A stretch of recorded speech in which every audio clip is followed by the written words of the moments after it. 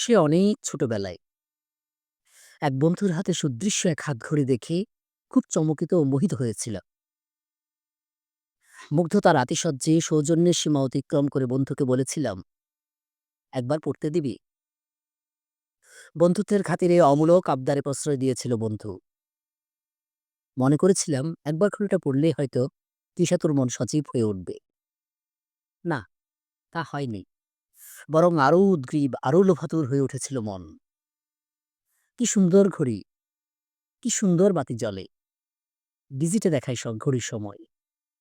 মাঝে মাঝে অ্যালার্মও বাজে। বেল্টও যা সুন্দর, জলপাই রঙের, হাতে দিলেই অন্যরকম লাগে। নিজেকে বেশ আলাদা মনে হয়। বড়লোকে একটা ভাব চারিয়ে যায় দেহ মন সর্বাঙ্গে। ম্যাজিক সে ঘড়ি পরার পর সেরকম একটা হাতঘড়ির জন্য অবুধ সে কিশোরের মন যে কি পরিমাণ আন্দোলিত হয়ে উঠেছিল, তা ভাষায় অবর্ণনীয়। শয়নে স্বপনে প্রতিনিয়ত অনিমেষ নয়নে সেরকম একটি বেল্টের ঘড়ির চিন্তা মাথার মধ্যে ঘুরপাক খাচ্ছিল। ইস, আমার যদি এমন একটি ঘড়ি থাকতো। বাবা মাকে বলার অবশ্য সাহস ছিল না। আসলে বাস্তবতাই ছিল এমন, বেশ কঠিন, নির্দয় ও ভয়াবহ করুণ। সবচেয়ে বড় কথা, আমরাও ছিলাম বেশ বাস্তববাদী। তেল আনতে পান্তা ফুরায় যে ঘরে, সেখানে এমন ঘড়ি যে বিলাসিতা, তা ওই বয়সে বেশ বুঝতে পেরেছিলাম। কিন্তু তাই বলে আশা ছাড়িনি। মনে মনে অঙ্ক কষি, কিভাবে মা বাবাকে বিড়ম্বনায় না ফেলে অমন একটি ঘড়ি জোগাড় করা যায়। সে সময় আমাদের একমাত্র ঈদের সময় কিছু টাকা পাওয়ার সম্ভাবনা ছিল। নানু বাড়ি গেলে পাবো ১০০ টাকা, বাবা দিবেন ২০ টাকা, মা ১০ টাকা, আর এদিক ওদিক ঘুরে আরও ৫০ টাকা নিশ্চয়ই পাবো। সব মিলিয়ে ২০০ টাকা জোগাড় করতে পারলেই অমন সুন্দর একটি ঘড়ি কিনতে পারবো। তাই আশায় বুক বাঁধি, প্রতিদিন স্কুলে যাই, বন্ধুর ঘড়ি দেখে মনকে প্রবোধ দেই। আর বেশি না, ঈদের মাত্র ৩ মাস। ৩ মাস পরে অমন একটি ঘড়ি আমারও হবে। অপেক্ষার সে দীর্ঘ প্রহর ফুরায় না, অস্থির মনও সহজে স্থির হতে চায় না। এদিকে স্বপ্নের বিচরণও থেমে থাকে না। একটি ঘড়ির ভাবনা সারাক্ষণ মনকে আচ্ছন্ন করে রাখে। ঘড়ি হাতে নিজেকে কল্পনা করে প্রায়ই কল্পলোকে হারিয়ে যায়। সবাই আসছে, জিজ্ঞেস করছে ঘড়ি সম্পর্কে, কোথায় পেলি, কত দাম। আমার সে কি গর্ব, সে কি বাহাদুরি, সে কি অদ্ভুত অনুভূতি। একটু একটু করে সময় গড়িয়ে যায়, অবশেষে অপেক্ষার শেষ প্রহরও অতিক্রান্ত হয়। পরম আকাঙ্ক্ষিত ঈদ অবশেষে দরজায় কড়া নাড়ে। ৩ মাস ধরে সজাগ ও জাগরুক সে কিশোর কোমর বেঁধে নামে স্বপ্নকে বাস্তবে রূপান্তরের মিশনে।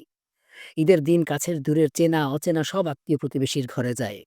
উদ্দেশ্য যতটা না সামাজিক, তার চেয়ে বেশি আর্থিক। কমপক্ষে ২০০ টাকা সেলামি না হলে স্বপ্ন যে অধরা থেকে যাবে। কিন্তু ২ টাকার বেশি সেলামি কেউই দেয় না। তারপরও সে ২ টাকাই বা কম কিসি। ২ টাকা ৫ টাকা করে টাকা সংগ্রহ করতে থাকি। যতটা কৃচ্ছ সাধন করা যায় তাই করি। ভাড়া বাঁচাতে গাড়ি দূরত্ব দিব্যি হেঁটে চলে আসি। যেখানে টাকা পয়সার সম্ভাবনা আছে মনে হয় সেখানে ঢুঁ মারি। পেটে অসহ্য খিদে থাকলেও টাকার জন্য না খেয়ে থাকি। কারণ মনে বদ্ধমূল ধারণা কিছু খেলে টাকা পাওয়া যাবে না। অবশ্য অধিকাংশ সময় হতেও তাই। তাই কিছু খাই না, আবার ঈদের সৌজন্য বিনিময় শেষে চলেও যাই না। সালাম করে উন্মুখ হয়ে ঠাঁই দাঁড়িয়ে থাকি। অস্ফুট অথচ প্রবল স্ফুট একটি কথা, যা সবাই পড়তে পারে, তা সমগ্র অভিব্যক্তিতে স্পষ্ট হয়ে ওঠে। কেউ সে অভিব্যক্তিকে মূল্যায়ন করে, কেউ বা অবমূল্যায়ন। এভাবে অনেক কষ্টে সৃষ্টে পাই পাই করে ঘড়ির জন্য টাকা সংগ্রহ করি। রাতে বসে সেসব আনা করি গণ্ডায় বারবার হিসেব করি। লক্ষ্যের অনেক কাছাকাছি যদিও, তবু পুরোটা নয়। সাকল্যে সংগ্রহ ১৭৭৯ টাকা। এখনো প্রায় ২১ টাকা কম। প্রাপ্তবয়স্ক একজন লোকের জন্য ১ ইঞ্চি লম্বা হওয়া যতটা দুষ্কর, আমার জন্য এই ২১ টাকা সংগ্রহ তত অধিক দুষ্কর জেনেও নিরাশ হই না। কাছের ও দূরের সব জায়গা ঘোরাঘুরি শেষ, ২১ টাকার সংস্থান কিভাবে হতে পারে এই নিয়ে যখন মহা চিন্তিত, তখন হঠাৎ ঈদের ৩ দিনের মাথায় উঠল ভীষণ জ্বর। জ্বরে প্রায় বেহুশ থাকি প্রায় ৭ দিন। ৭ দিন পরে হুঁশ ফিরতে মার কাছে টাকার খোঁজ করি।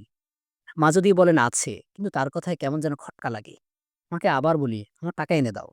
মা আমার অনমনীয় মনোভাব দেখে বলেন, তিনি সে টাকা খরচ করে ফেলেছেন। ওষুধ ও পথ্যের পেছনে খরচ হয়ে গেছে। অভাবের সংসার, পীরের সিন্নিও এখানে নিরাপদ নয়।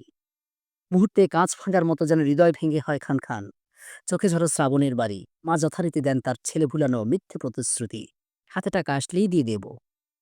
অভিজ্ঞতার কারণে মার কথায় ভরসা হয় না। প্রথমে ভেতরটা খুব দুমড়ে মুচড়ে যেতে চায়, পরক্ষণেই মনে পড়ে আমরা নিম্নবিত্ত ঘরের সন্তান। দুবেলা দুমুঠো ভাতই আমাদের সবচেয়ে বড় পাওয়া। জলপাই রঙের বেল্টের ঘড়ি আমাদের জন্য অসম্ভব বিলাসিতা। ধন্যবাদ সবাইকে।